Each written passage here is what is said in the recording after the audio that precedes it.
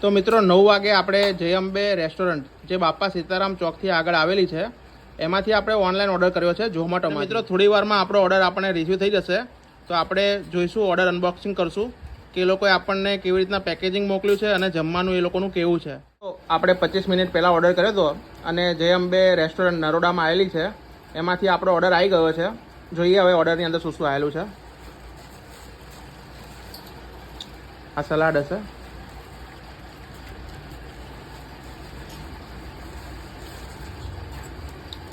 Veg pulao હશે.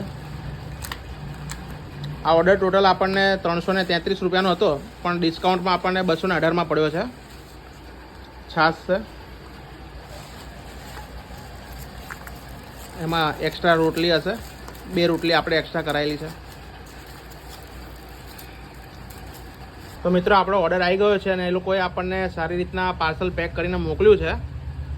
અને આ દાલ ફ્રાય છે, આ જીરા રાઈસ છે, પછી 2 શાક આવ્યા છે, એમાં એક શાક આ પનીરનું હશે અને એક શાક આ મિક્સ વેજ, એ પણ પનીરનું જ લાગે છે.